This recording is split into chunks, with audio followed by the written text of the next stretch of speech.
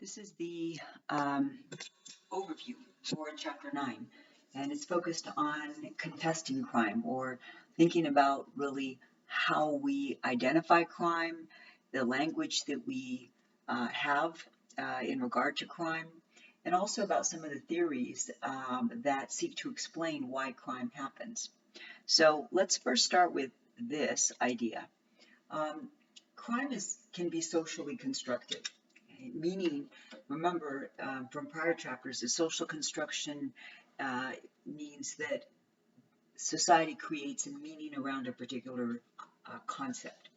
So when we think about crime, we recognize that it is socially constructed because um, there are some things that are illegal in one country and yet they are perfectly legal in another country.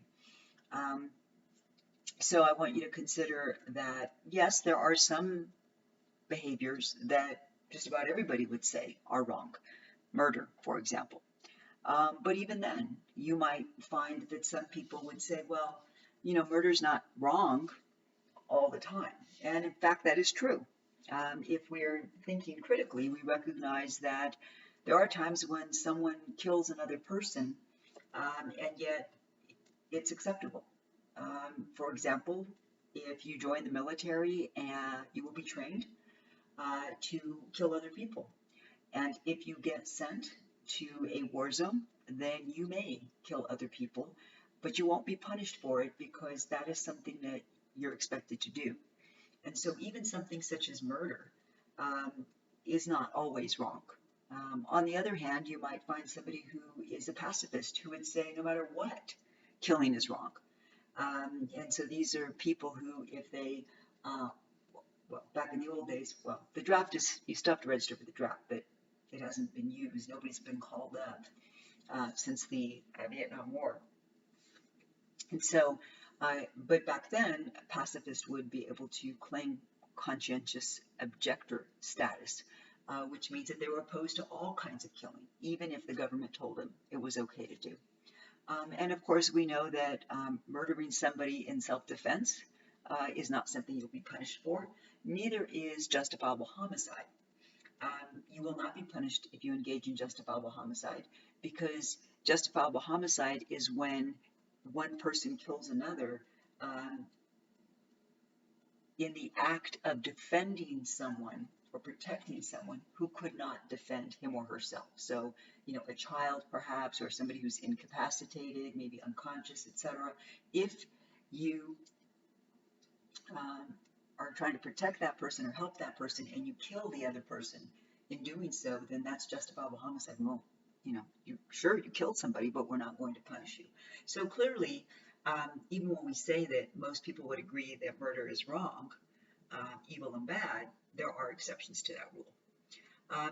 And of course, when we think about the social construction of crime, um, context is important, right? So that's why when we say, well, murder is wrong, of course it is. But in certain contexts, it might be acceptable. We might not punish you for it.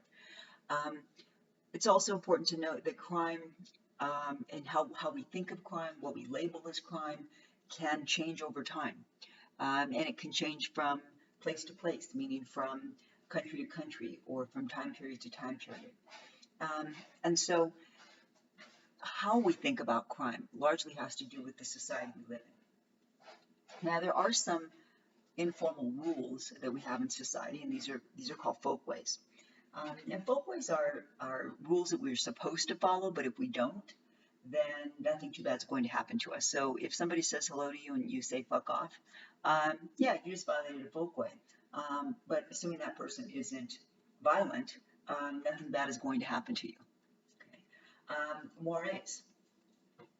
Mores are stronger, morally important norms or rules. These are focused on ideas of morality or ethics. And morality is what we do that's right or good in our personal lives, and ethical is what is right or good in what we do in professions and careers. Taboos are something that might be considered to be crimes, or they might not. For example, most people would agree that adultery is taboo, that if you're married, then you are not supposed to have sex with anybody but your spouse. Okay? It's taboo. On the other hand, that's adultery. On the other hand, pedophilia is taboo, and it is also a crime. Okay, so crime is very easy to identify once you have the social construction of crime. Once you understand the social construction of crime according to that society, it's the intentional act of it's an intentional act that violates a law, a criminal law. Deviant behavior or deviant acts are not quite as easy to define, because even in the same society, you will not necessarily have consensus about deviant behavior, because deviant behavior is not generally a crime unless it is codified or formalized as something that is against the law. So deviant acts, deviant behaviors, some people would say that using pot is a deviant act. However, in the approximately 15 states where it is legal for recreational and medicinal use, not everybody agrees on that. Hey, it's legal. Is it deviant to use pot recreationally? Even in those states, those 15 or so states, some people would still say yes, but a vast majority of people would say no. Of course, in states where marijuana is illegal, then of course that deviant act is also a criminal act. Okay? So again, it's always interesting to see how our conceptions, our ideas of what crime and deviant behavior are change over time and from place to place. I want us to think about a little bit more about murder. Physician-assisted suicide is, well, it's not legal. What is legal is what is often known as compassionate dying, in which, well, I guess it is physician-assisted because you have to be able to get a prescription from a doctor. California has the End of Life Option Act. It's fashioned after Oregon's law. Washington State has a similar law. I believe Colorado also passed this law. Essentially, in these states, if a person is terminally ill and they've had at least 2 doctors confirm that they are terminally ill, they've gone to a mental health professional who has evaluated the individual and found that the person is of sane mind, then that person can provide these documentation and application and provide that to a doctor who can then prescribe certain medications that will enable that person to end their lives. As I said, I think it's only about 4 or 5 states now that have these laws, and so the other 45 don't. So if you live in Oregon, California, Washington, I believe it's Colorado, then you could avail yourself of this option. However, if you are in another state, you try to go to one of the states that has it, you won't be able to, because you also have to prove that you've been a resident of that state for at least a year. But again, the question I think is, who has the power to define the taking of one's own life when terminally ill? Who has the power to decide whether that is something you should be able to do or not? This is a society in which we view any kind of suicide in a very negative way. Although a case could be made that if somebody is terminally ill and they're in a great deal of pain, then maybe we shouldn't stand in their way. I mean, think about this. We put animals down when there is no hope for them to be cured, and they're in pain. I had to do that to a cat of mine a couple years ago. If we're willing to be humane for that animal, to that animal, then I'm not quite sure why we feel as though we should force people who are terminally ill to live out their last days in pain. I'm not quite sure why we feel we have the power or the right to do that. But again, it's a situation, it's an issue that not everybody agrees upon. That's what I wanted to say. All right, so I'm going to get to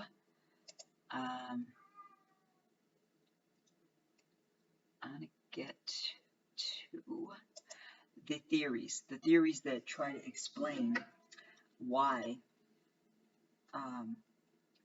crime occurs. Um, one that is the newer theory is called critical theory. Critical theory really got started in the 60s, and not hard to understand why. Critical theory really took root in academia during the 1960s and 70s. It's because of all the social change that was going on at that time. And so for critical theorists, they really are seeking to understand how do our social structures, our social institutions, limit the opportunities for some individuals. And so it's that idea of, again, intersectionality. How does being a poor person of color, particularly a young male or female, how do those things intersect in that person's life such that this person might be more likely to engage in crime or deviant behavior? And also thinking about how does society use its power to identify things that people who have that intersectionality that I just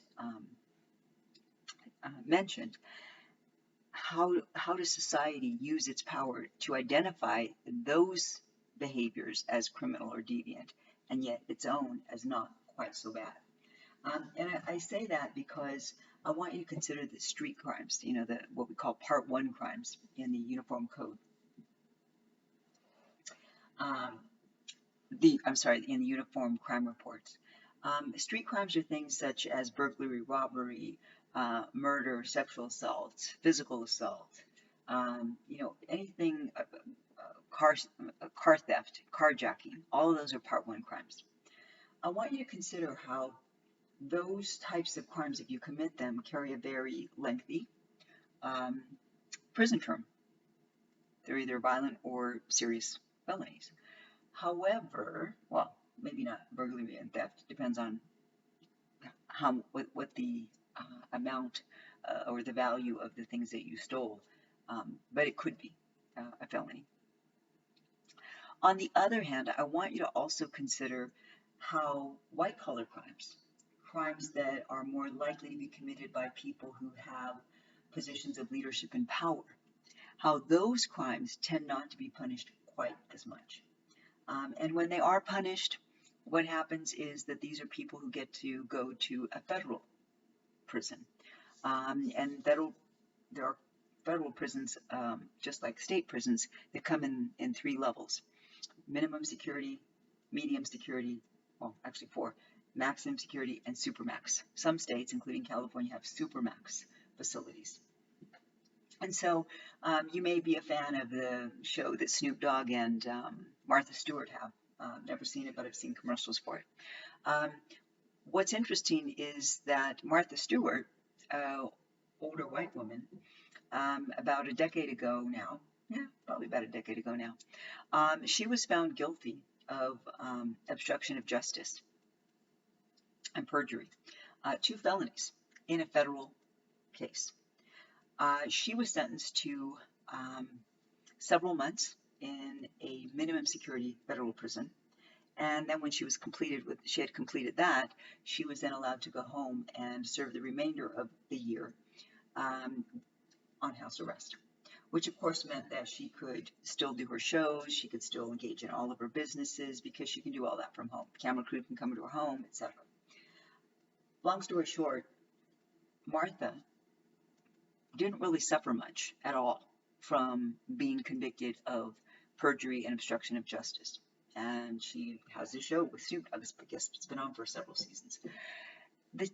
Somebody who commits a felony, and let's just not a violent felony, but say a serious felony, grand theft auto. That's a serious felony. That person is not going to have as easy a time finding a job after that conviction and after having served time as Martha did. And so again, for critical theorists, they're looking at those inequalities in the way that certain people who commit certain types of crimes are punished versus other people who have money, power, status, how differently they're treated because they're considered to be, quote, nonviolent criminals. Well, carjacking is not a violent crime either. It's a serious felony, but so are perjury and obstruction of justice. Those are serious felonies. You're lying to the court. Courts don't like it when you lie to them. And yet, Martha came out pretty much unscathed. Critical race theorists go beyond critical theorists, and they are concerned with racism within the criminal justice system, and they look at how racial bias and how prejudice can influence the way that judges sentence people of color, the way that jurors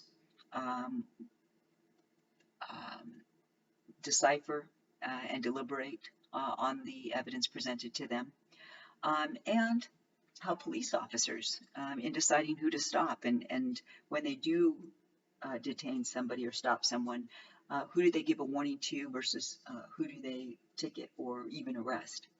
And so there's some information in the textbook about some mandatory sentencing laws from the 80s that those were finally changed under Obama, but they were very discriminatory because crack cocaine was treated much more harshly. Just small amounts were treated much more harshly than a large amount of cocaine. But again, crack cocaine was associated with Black Americans, and crack cocaine was associated with white people, particularly people with positions of leadership and power. Also, criminology. Criminology is a separate but related field to sociology. And of course, criminology is focused primarily on studying crime and why it happens. And so there are a couple of theories here that may be applicable to trying to understand why crime maybe occurs. Classical theory. Classical theory is based on Cesare Beccaria's early ideas from the 17th century. Beccaria and others of his time viewed crime as a rational decision. That is, that humans are rational, and before they make choices, they do essentially a cost-benefit analysis. They think about what are the benefits to engaging in criminal or deviant behavior, and what are the possible negative outcomes. And in this rational decision making, according to Beccaria, people who see that the benefits outweigh the potential negatives will likely commit the crime. People who see the potential negative consequences are outweighed by the positive, then they probably won't commit the crime. And Beccaria also posited this idea that when people do commit a crime and when they are found guilty of having committed a crime, the punishment has to be swift, it has to be certain, and it has to be severe. So his idea was, if somebody's convicted, then that punishment has got to, first of all, if someone's caught on suspicion of a crime, the criminal justice process has to kick in quickly, swiftly. We can't just wait around for 2 or 3 years before we punish somebody. We've got to swiftly process them through the court system. He also argued that punishment should be certain. It shouldn't be just that, well, maybe we'll do it, maybe we won't punish you. It should be certain that if you commit this crime and you're found guilty, then this is going to be your punishment. No ifs, ands, or buts. Beccaria also believed that punishment had to be severe. It had to be severe enough to make that person realize, okay, this really wasn't worth it. I was really not expecting this kind of punishment, and so now I'm not going to do this ever again. And so if you think about it, the death penalty is perhaps based upon these three criteria. Now, of course, we all know that in California, no one's been put to death since 2006, so it's not really that swift, and it's not certain either. It might be a death penalty case, it might not. But we can all agree that the death penalty is severe. It's severe because if we put someone to death, then that person, the person's life is ended and they'll never be able to do anything again. But that is the idea of classical theory, that we've got to punish people swiftly when they're caught. We've got to process them through the criminal justice system swiftly when they're caught. The punishment has to be certain, right? It's got to be in the penal code. This is what's going to happen to you, and then it's got to be severe. Unfortunately, given the backlog in many courts, particularly in large metropolitan areas, swiftness is not something that most people get. It can take somewhere, at least in LA County, because it is so large and the courts are so backlogged, anywhere from 2 to 3 years before you go to trial, if you are choosing to go to trial. Social disorganization theory.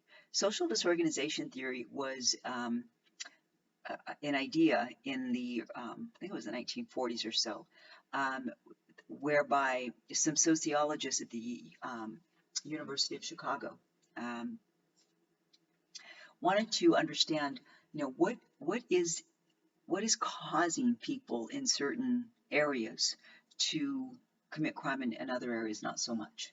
And so they began to look at areas that were urban versus areas that were more suburban.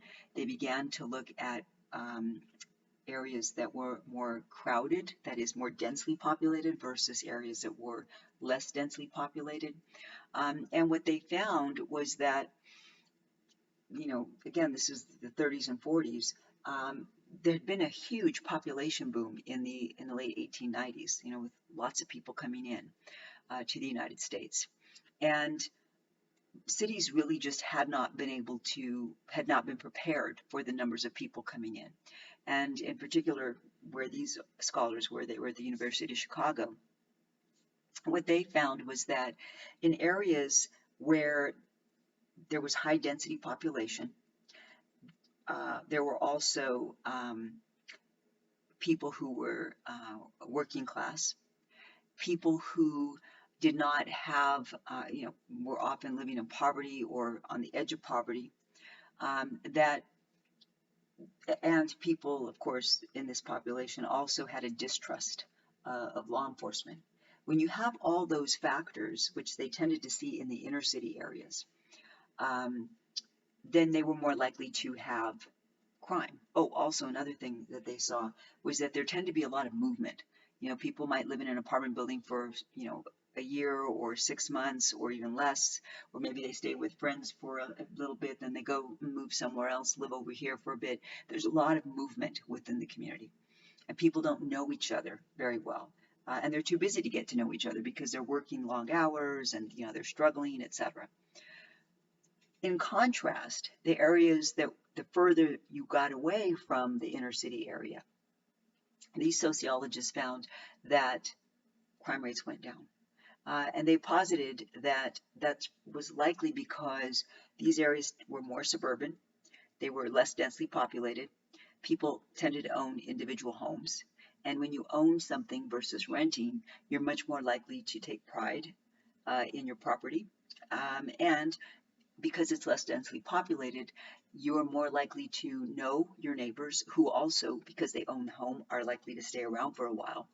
And so you're likely to look out for each other and report on suspicious activity than people who are living in more densely populated areas. And so the social disorganization theory is really trying to explain that crime happens when social factors, low income, high density, lots of movement, lots of transitory movement, in housing, etc., that's where you're much more likely to have crime than those suburban areas. Strain theory is an interesting theory by Robert Merton. Merton's primary idea was that there's so much emphasis on success, material success, wealth, accumulating stuff and money, that we're bombarded with it every single day. However, Merton also pointed out that there aren't a whole lot of legitimate opportunities that will enable people to achieve these really high levels of success, that most people just won't be able to achieve that high level of success. So what he argued was that there was this imbalance or this gap between cultural goals for material success and the few legitimate or institutionalized means of achieving it. So here is his typology. Essentially, Merton's saying the cultural goals, the goals for money, for a house, nice car, etc. Those are the cultural goals. The institutionalized means, those are the legitimate ways in which you can achieve all this material success. What Merton said was that eventually people would figure out that there's this gap between what you're supposed to achieve and what you really can. And he argued that people would engage in one of four responses. He argued some people would engage in conformity. Conformity is when people accept the cultural goals for material success. They want the stuff. And they also accept the institutionalized means. So these are people that will go to school, they'll work hard, they'll social network, they'll go to college, etc. They try for promotions and all that good stuff. Those are conformists. Some people, he argued, would engage in what he called innovation. Now, innovation means these are people who want all the stuff. They want all that material wealth. However, they don't necessarily want to do it the way society says, right? They reject the institutionalized means. Now, in some instances, people might do this committing crime. By committing crime, they might deal drugs or they might rob banks or whatever. But other people might do it, it's not always illegitimate, they just reject the institutionalized means of doing it. So you think about Bill Gates and Steve Jobs and, Bill Gates, Mark Zuckerberg, I think Steve Jobs too. They dropped out of college, okay? And Zuckerberg was at Harvard and Bill Gates was at MIT and he dropped out. I mean, these are top schools. I don't think their parents were probably very happy when they called home and said, hey, I'm dropping out because I've got this great idea that I'm going to focus on. I know I can make millions of dollars, billions of dollars. And yet, look how successful they were. So innovation doesn't always mean it's illegitimate. It just means it's different from the way society says you should do it. And then there is ritualism. Ritualists are people who reject the cultural goals, and yet they accept the institutionalized means. Here's what that means. We might call these people middle America. These are people who go to work every day, they pay their bills on time, they send their kids to school, they are part of the PTA, they're soccer moms and dads and little league moms and dads, etc. They do all the things they're supposed to do, even though they know that they're never going to get those large sums of material wealth. In fact, they say, I don't need all that stuff. I don't want all that stuff. I don't care if I never have that stuff. I'm happy with what I've got. In essence, Merton suggested they're going through the motions. They're doing all the things that conformists do, and yet they're never going to make all of that money. So they convince themselves that they don't want it and they don't need it. Retreatists, on the other hand, these are individuals who both reject the institutionalized means and the cultural goals. So these are people who say, you know what? I don't want to be in that rat race. I don't need all that shit. I'm just going to come over here and live on my own. And these are people who maybe go, live up in the mountains on their own or live out in the desert on their own. Or maybe they just drop out of society. They just don't want to be around anybody. Those are the retreatists. So there is a little chart here that summarizes the theories that I just went over. That's it for chapter 10. Make sure you read the rest of the chapter.